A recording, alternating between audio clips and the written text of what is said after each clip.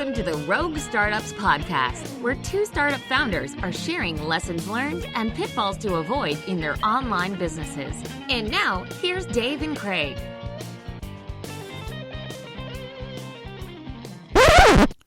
Hey everyone, it's Craig. Just want to mention before we dive into the episode today that the Microconf Independent SaaS survey is out. And if you haven't taken a look at this is something that Rob Walling put together to get a better sense of what non-VC funded SaaS companies look like here in 2019. I took the survey a couple days ago and it takes about 10 minutes. It's really thorough. And I think it's really cool that it gives us some benchmarks to which we can compare ourselves and our businesses against other kind of similar peers. Because I think this is a kind of a rare business and world that we live in where, you know, there's a lot of data around venture-backed companies and the growth rates they should expect and the performance that we should all kind of strive for. But for us who are not venture-backed, maybe have taken some money but are not on the kind of go big or go home path that we don't really know kind of what normal should be for us maybe. And so Rob's goal, I think, with this is to get a sense for what is normal and what we should expect and what we should strive for and to know when we're kind of falling short of the mark and things like that. So I highly encourage you, if you run a SaaS business with any kind of revenue, to fill it out and participate, because kind of this community sharing of knowledge and benchmarking will really help all of us here going forward. So we'll link to the Microconf Independent SaaS survey in the show notes. If you haven't already, head over and take the survey. And I think Rob and the Microconf crew will be sharing the results of this here with everyone pretty soon. Thanks. Craig, how are you today?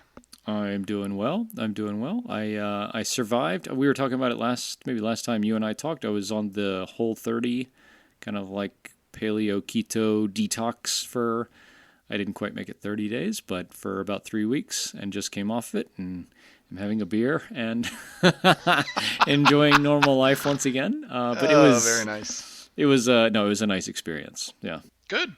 How are things with you? Things are good. I was just out at my freelance client last week, and so I'm returning to a bunch of things this week for the family, and I will actually be heading out to the Great American Beer Fest tonight, much to your dismay. That's awesome. I'm very much looking forward to it. So, things are going well. We have some planned vacation with the family coming up in a week and a half, and I'm looking forward to that. Hopefully it won't snow on top of us while we're gone, so we'll see. You guys are going into the mountains around where you live, or? We're going to the southern part of the state, so we're going through the Great Sand Dunes, Durango, Mesa Verde, Four Corners, that kind of area. Cool. The kids have not seen any of that stuff, and actually my wife has not seen a lot of it either, so I'm the only one who's ever been, and, I've talked about these things for a long time. It seems like a perfect time to just go ahead and throw down and make it happen. It's a relatively close and easy trip to make, and lots of fun stuff to do. The kids are all at a great age to be able to do everything and anything there, So it should be fun. That's awesome. I wish we did more camping. Our kids are 7 and 8 and definitely can do some things, but definitely get bored and frustrated and can't really carry anything. So it's just all right, we can do car camping, and that's about it for now. So I'm sure there are people out there listening that are hardcore backpackers or campers that are saying, "Oh, you're a wuss. Get with the program." But yeah, we're soft, I guess. It's all right. I wouldn't have done it either. Yeah. We were strictly car camping until this last year, and I just started taking them out tent camping the previous year. So, yeah. Okay, nice. I feel better about myself. It's all good, Craig. It's all good. Are you still kicking ass, I hope? Yeah. I mean, we had the best month ever in Recapture. The total numbers were 30% growth. That's awesome, man. Yeah. We're 3 days into the next month, and, not seeing anything yet, but it all happens in bursts. You just never know. One day you hit expansion revenue, you're like, holy shit, there's $300 I just didn't have. Mm-hmm. So. Yeah.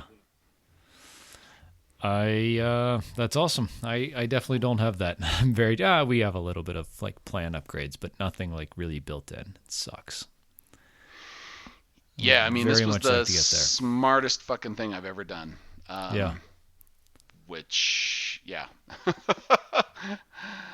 That's awesome, man. I mean, whatever. Yeah, it's like I'm sure you're kicking yourself a little bit, but it's better now than never. Yeah, it was 29.2% growth last month, and the previous month was 12.7, and then the month before that was 19.8. So I mean, Wow. last month was really amazing.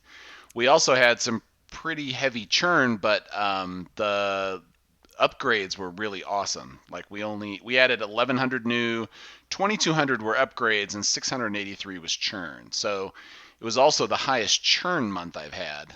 Yep. So Yeah, that's pretty high churn, huh? Yeah. But it's funny because there are some things in here like I just think that Profitwell could be tracking this better. Like sometimes I'll see people upgrade and then downgrade on the same day, and they're still in the middle of their frickin' trial. That to me is not churn. It shouldn't be counted as new revenue, and it should not be counted as churn because they're still on their trial. And if you never realize the revenue, yeah. Yeah, it's like, is that inflating my churn numbers? It probably is. Because I do get those. Did I get 683 of them? No. And, some of them were, like I lost some older accounts. I got one guy that just I can't get a hold of anymore. Another guy that was a zombie account, and they finally hit their expiration date on the credit card. Yeah, I mean, so some of it wasn't like the worst churn in the world. It was kind of expected, but yeah. Still struggling to try to get some fucking feedback from people when they leave. I probably get 1 in 15 people emailing me back, and I'm doing like a very aggressive follow-up, somewhere between 6 and 9 emails. Wow. Me personally, on top of what it already does automatically. Wow, that's a lot. Yeah. Yeah. So that sucks.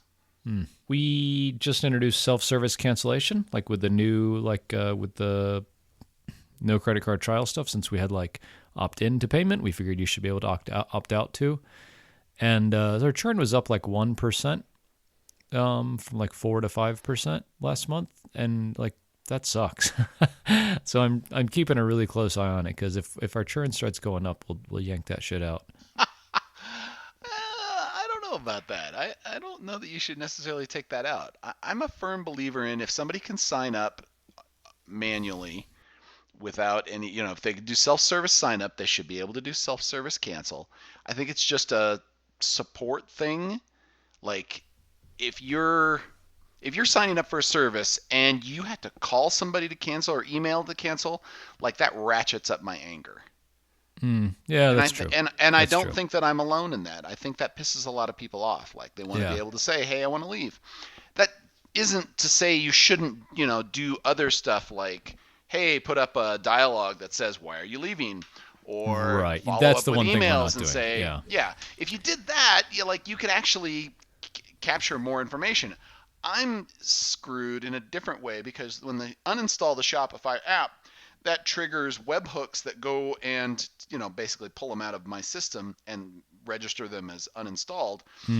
But now I can't put anything up in front of them. They've taken my app out. I don't get the opportunity to do that because the Shopify install hooks and uninstall hooks cannot be stopped. Yeah, I'm sure that's I can't interrupt them. That's just part of the platform. Yeah. So, yeah, I can't put something up. And the ones that Shopify puts up in my place, they suck. I get people that have installed the app for literally 6 minutes, and they're like, app is not performing well. I'm like, you didn't fucking send an email. How do you know it's not performing well? Yeah. There's no way you could have evaluated that. They're just randomly picking shit. So it's like the data is crap. It's utter crap. Yeah. Yeah. Yeah, it sucks. Yeah, so we don't have any kind of data collection stuff. We're gonna put that in here soon.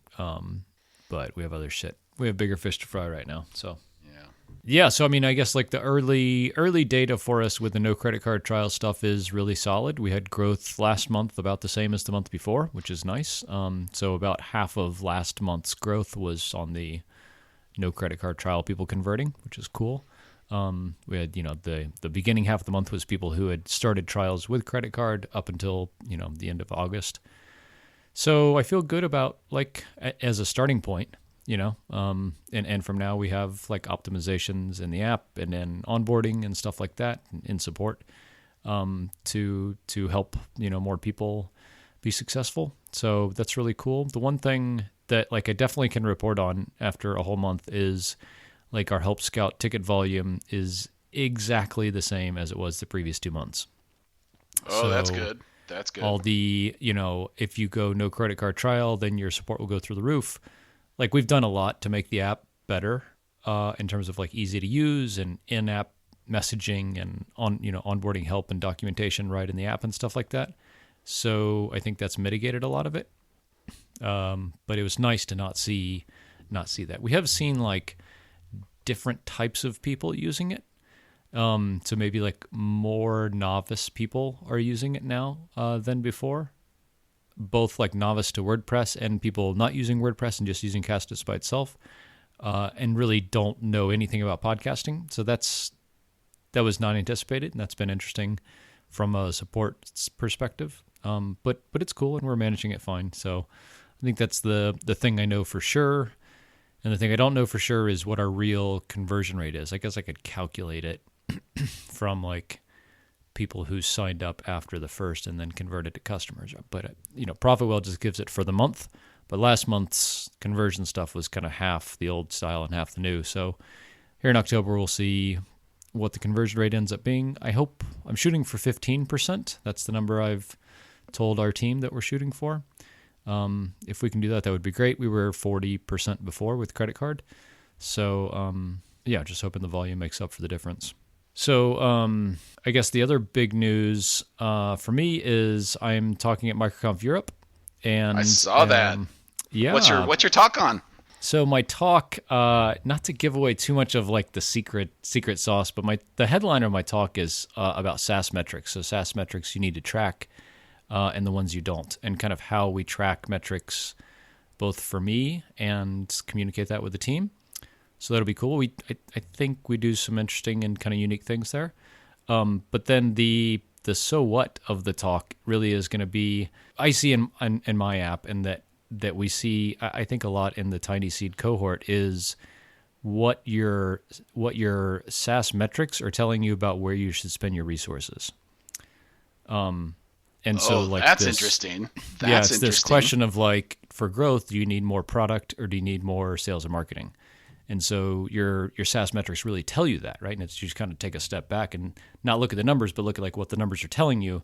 It can tell you pretty quickly, like you have a problem and people are leaving, and that's like a product problem, or that's all pretty good, but you just need more people. And so that's, a different kind of problem, but at least you know. So that's kind of the so what of the talk. Like the first half will be kind of about SaaS metrics and how we report them and how we share them with the team and how I think that's really awesome and has helped kind of our camaraderie. And then kind of the so what, for most of us, we have a marketing problem. Even people like me who are not developers, we want to just build and build and build. And if you have some degree of product market fit, then building is not the answer, even though it's like emotionally the easy thing to do, because you just go hide away or lean on your developers instead of kind of owning that initiative. Yeah. All right. So trick question for you. Is churn a developer problem, marketing problem, or support problem? I gotcha. It's all probably, right? I would say it depends. It very much depends. Yeah. The reasons for why they're churning could be you're missing a key feature, or they hate your onboarding, or they don't understand how to get started with their product, or you're just completely missing the ball on meeting their needs or hitting their pain. Could be any of those, right? Yeah. So when you see a high churn metric, then you have to figure out, you got to dig deeper into that, right? Yeah. And like, I'll tell you, like with churn, it's a little bit outside of what we're talking about, but like at Podcast Motor, we see churn when we sell to the wrong people, right? So we sell to people that aren't really ready to start a podcast, and they sign up for a service and they go for a month and they don't produce any episodes. And then, it's a recurring billing thing. And then we bill them again and they say, what the fuck, Craig? I am not paying you another $700. You haven't done anything yet. And we say, hey, when you signed up, I hope it was very clear that this is a recurring billing subscription thing. I think that's a little harder to do with some of the, like, Castos or with Recapture, because people are kind of, I don't know, more searching for that solution. I don't know, but that is definitely a problem, and I think we see that like higher up in the funnel a lot, where like we have a lot of people on our email list that will never become customers because they never will start a podcast, for both businesses. And that's just like, we're giving out, we're producing a lot of information, we're capturing emails, we're nurturing people, and they're just never converting even to the trial process. So that's part of it. I'm kind of jonesing to reconnect, especially after we just sold Big Snow TinyConf tickets for this year. So nice. Did you guys sell out again in like 5 minutes or what? We sold out. Yeah.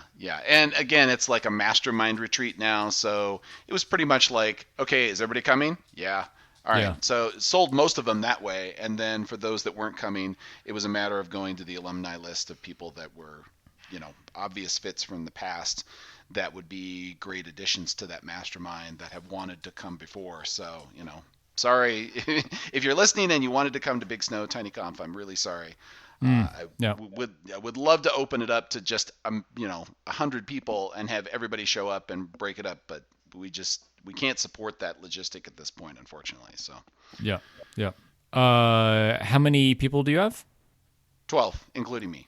Okay. Mm-hmm. Nice. That's a good number. That's really cool. Yeah, it's worked really well, and this is actually our 5th year this year, which wow. Time flies, huh? I can't believe it's been that long since we started it up. Yeah, and Vail Resorts was kind of messing with me, I guess, this year. One of the condos, we used to have 2 condos in the same building. One of the condos, which was like our I'll call it the workhorse of the sleeping bunch here, because we had like 7 of us in one condo, and 5 of us in the other condo. Yep. So the 7 condo, the owners pulled it back this year. They said, no, we're going to be coming out to stay. And I'm like, damn, I mean, for 5 years you haven't been doing this, and now all of a sudden you hit it. We go in the middle of the week. It seems like the perfect time to go and the least amount of conflict.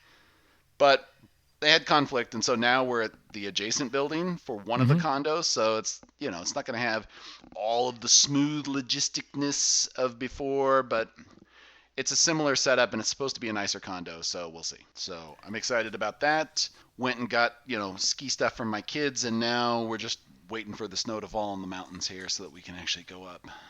I heard my wife was telling me that Montana got like 4 feet of snow last week or something, and we're recording like the 1st of October now. Yeah. So somewhere up near Glacier National Park, I want to say it was like Whitefish, Montana. That's crazy. Yeah, they got 49 inches or something like that. That's crazy. In one storm, which is just insane, right? Yeah, I mean, that's super dangerous, right? Like that much snow in one time is crazy. Yeah.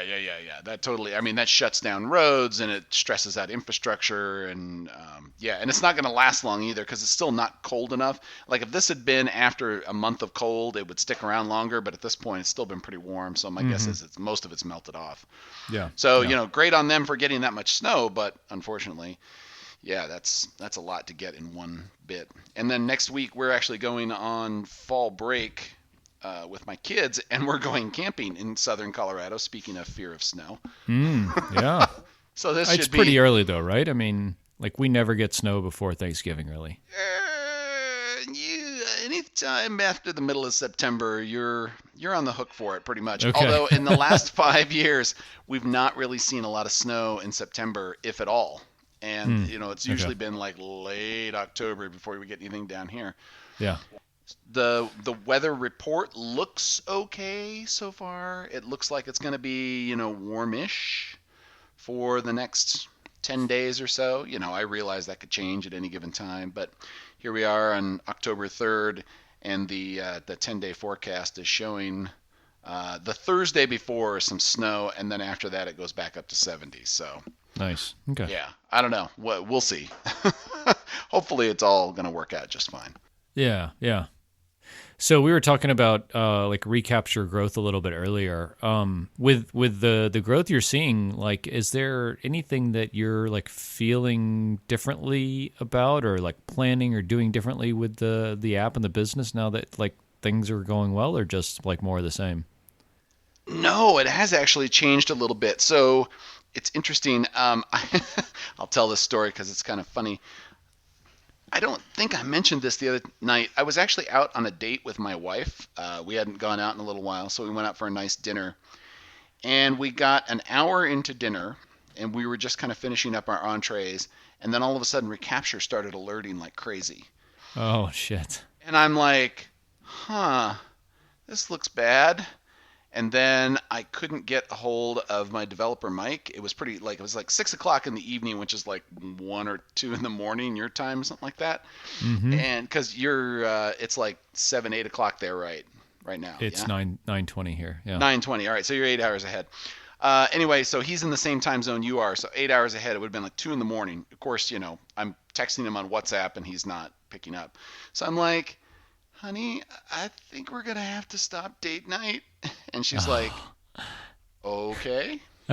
She was very understanding about it. But, I mean, I was freaking out because I'm like, I have no idea what's going on. I got home. I start digging into the admin stuff.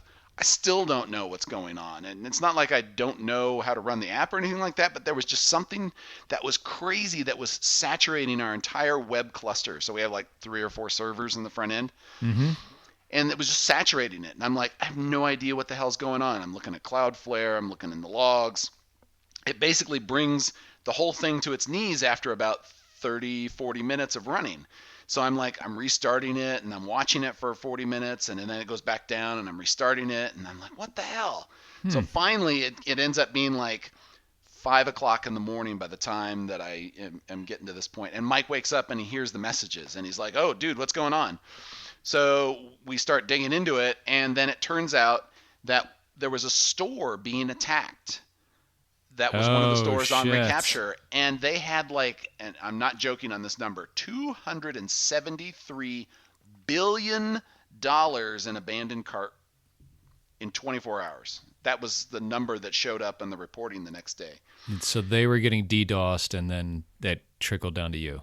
Yeah, it totally ended up spamming us from the back end, and we were like, holy crap. And this turned out to be a customer that wasn't a paying customer. If it had been a paying customer, that would have really sucked, because here was the way we had to solve this.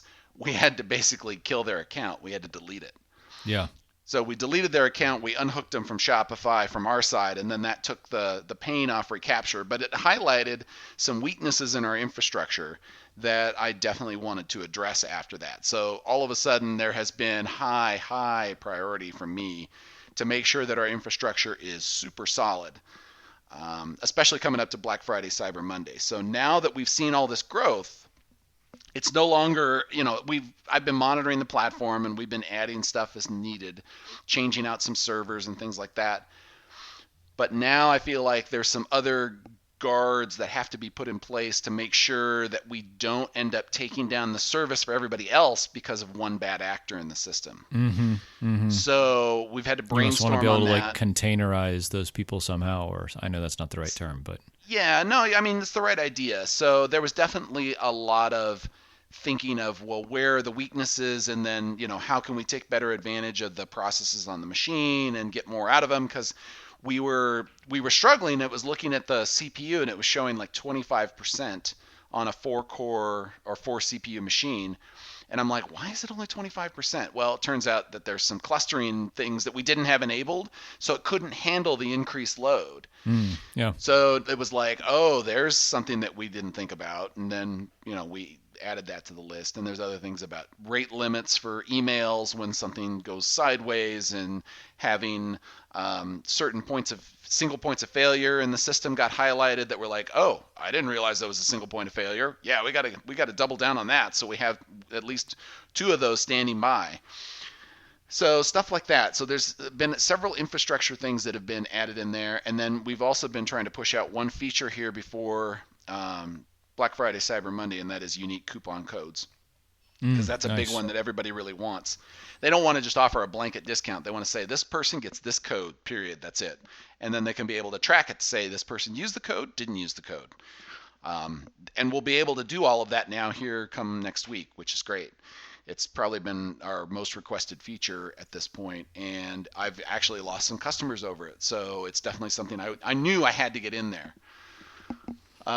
So yeah, I would say that those things have really changed my thinking. The other thing that the growth over the last few months has really highlighted is I've been watching my cohorts, my 30, 60, 90 day cohorts, and I'm starting to see between 60 and 90 days, it looks like there's some drop off, more than there was before. And I'm still trying to figure out why. As I was alluding to earlier when you and I first started talking, trying to get people to follow up with me is a real challenge. Yeah. I send them a fuck ton of email, and I've even tried like email from multiple addresses and multiple sources. So I've got stuff from Intercom, I've got stuff from my Recapture IO address, I've got stuff from my consulting address, and I send a mixture of all of that. And I'm, probably going on the order of about 9 emails at this point that follow up with them, and I'm still getting maybe 1 in 15 to say something. Yeah, I mean, I think the easy solution there definitely comes with its baggage, is like offering a $50 Amazon gift card for people to hop on a 15-minute call with you. But then that, I think, very much can kind of bias the input that they give you. So it might, but I'm at a point where I'm desperate enough I might just start doing it. Yeah. On the other hand, I have seen the ones that I've gotten through to and the ones that have actually said something to me. It's interesting. They kind of, so far it seems like they've fallen into a couple of buckets. One bucket is, we're testing you with other products. And so we did a trial with you. Now we're doing a trial with somebody else. Then we're doing a trial with a third one.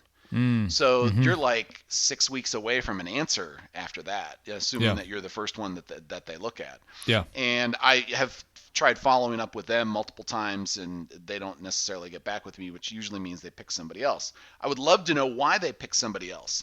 It could just be that they wanted the sophistication of one of my competitors, and that's not something I'm at feature parity with to even think about offering right now, so it wouldn't really matter to try to compete on that. But some of them, like I just won a competitor thing the other day where they were like looking at me and this other service, and they were kind of hemming and hawing because the other service had a couple of more features that they liked, but they liked a couple of things that we had that the other one didn't. And they really liked our customer support, and that's what sealed it for them. They were like, oh, your support is way better than them.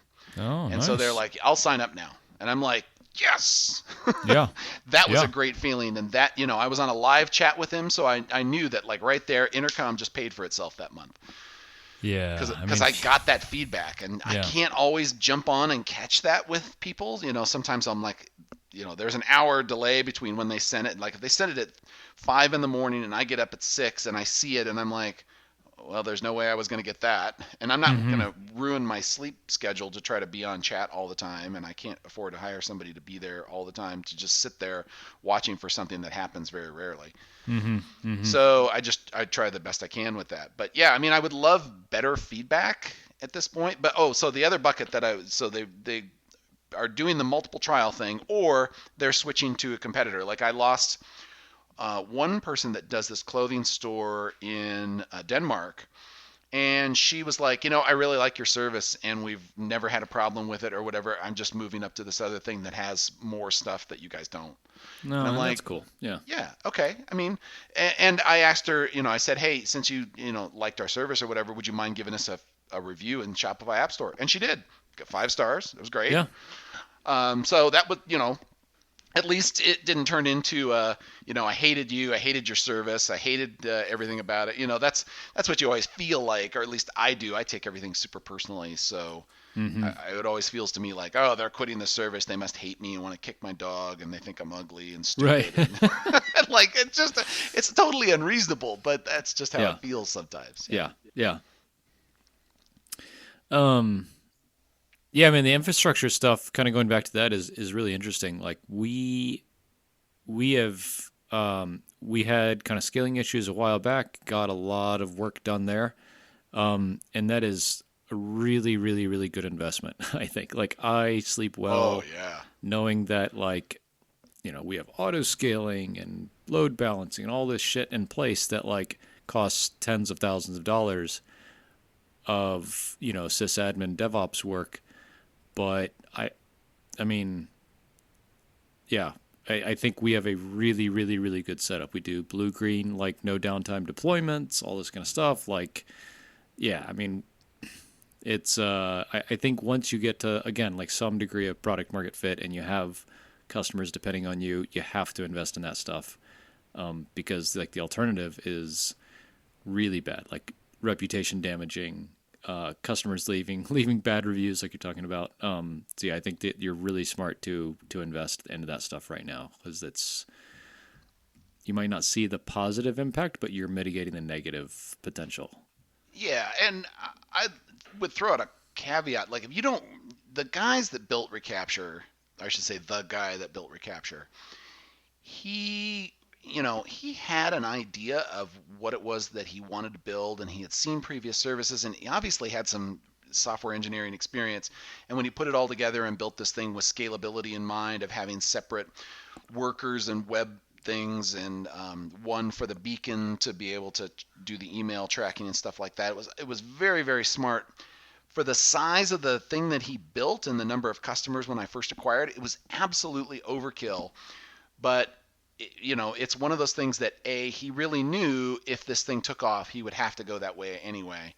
And B, it seemed like he just naturally gravitated to putting that together that way, which is great. And then I don't think it was a huge amount of overhead for him to get there. But if you're, like, still going at this and you're not really sure, is this going to work? Is this going to resonate? Do I have enough customers to make it, you know? I still think that doing that scalability piece is going to be the wrong thing at the wrong time.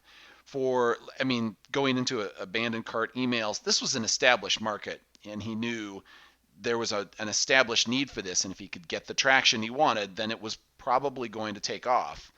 So, I mean, it was a gamble, I'll tell you. It could have gone the other way with him, and he could have had no customers, and he could have, you know, shut the whole thing down and never sold it or whatever, and it might not have paid off at all.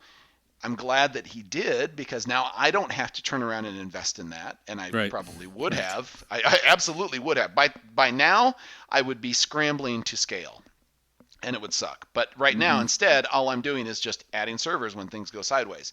It's like, oh, we need more capacity. All right, let's upgrade one of our servers. Instead of have a 2-core, let's do a 4-core, or something like that, you know? You guys don't do, like, load balancing and auto scaling and stuff like that on AWS?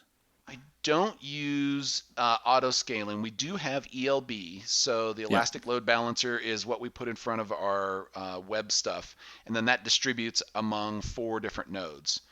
Okay. And then on the back end, we have multiple workers, and those workers are basically draining from a common queue.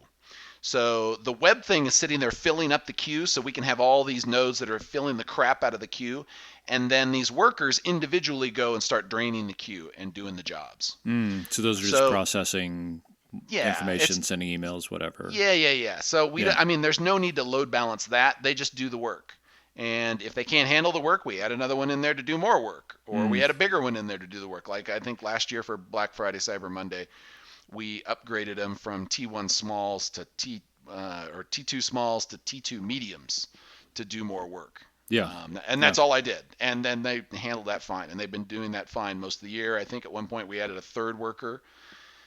And then it turned out when everything went sideways during date night, one of the workers, the reason that went sideways is partly because there was the attack, and then at the same time, we had one of our workers completely fail. Like the hardware failed. That's a motherfucker, huh? Yeah, and and I was glad that I had 2 other ones in there. So that failure didn't kill us, but it also highlighted that we had a single point of failure because it was the one that was also generating the other emails off the queue, and then it was like, wait a minute, that was bad. Yeah. So that did cause some havoc. We recovered from it very quickly by switching to one of the other nodes, but it was definitely something that put infrastructure into our focus there to say, hey, before November 1st, here's some things we got to get done. Yeah. Yeah. That's cool, man. We have a really, really, really good SysAdmin consultant that we work with out of California. If you want an intro, or anybody listening wants an intro, let me know. They're not cheap, but they're really, really, really good. So if you guys are wanting to do this kind of SysAdmin automation DevOps stuff, it's really worth the investment, I think, if you're at any kind of scale. This is for AWS? Yep. Yeah. Okay. Yeah. Yep. Yeah, I mean, at some point, I think I'm going to have to hire a professional DevOps company or team or, dedicated person to do the support on the other side. Because, Mike and I, we have some pretty good coverage between the two of us. But there are definitely times when, it was late evening here and everything was going sideways and Mike wasn't awake yet. And, waking him up is hard to do. And it's also unfair for me to have to keep doing that all the time. Yep. So, if Recapture gets to a point where we're making more money, that's definitely something I'm going to have to consider is some 24/7 monitoring that's going to be a little more live than what we have at the moment. Yeah. Do you have something like Status Cake or Status Page or something like that installed to monitor the servers and uptime monitoring? We do. We actually use Status Cake on all the nodes, although I'm not super happy with it. And, it tells us some things, and it's okay, but I haven't really liked the alerting ability. Like it's not quite at the granularity I want, and it's not. I want to be able to do a level of sophistication that I can't quite get to at that service. But the services that I found that do that are like $400 a month, and I'm like, right, yeah, that's not okay. No, I can't really go there yet. But Status Cake was enough. Like it was the one that was telling me, hey, shit's blown up over here. Down. No. Yeah. It's the worst text ever to get. Down. Well, the worst one was it said everything was down. It said your worker is down, your web is down, the health check is down. Like, no. Okay, that was the one that sealed the deal. I'm like, yeah, we got to go. We got to go. I need another drink, or we got to go. Well, I don't care. Yeah, well. Oh no. Yeah, we it turns out a lot of the scaling issues we ran into were around analytics computing. This was a year ago now. And that was really interesting. I mean, we're crunching huge amounts of data for some of our customers. And that was the bottleneck, is some of our customers were just like fucking refreshing the analytics page every 5 minutes. And it would go and pull this from the database and do all this stuff in the app. And then try to display it on the front end, and the app would just be like, bleh, no, too much. Yeah. So yeah, we got around it finally, but that was a learning lesson. I mean, we're kind of containerized now, and that's on its own server and all this kind of stuff, and we're all happy because we learned. But yeah, it's cool to be able to learn these lessons, without too many scars. Not too many. Yeah. Yeah. I think that about wraps us up for this week. If you have any questions or comments for Dave or I, shoot us a message, podcast@roguestartups.com. And as always, the ask is if you're enjoying the podcast or what you heard today, to share it with someone who you think would enjoy it as well. So thanks so much, and we'll see you next time. Thanks for listening to another episode of Rogue Startups. If you haven't already, head over to iTunes and leave a rating and review for the show. For show notes from each episode and a few extra resources to help you along your journey, head over to roguestartups.com to learn more.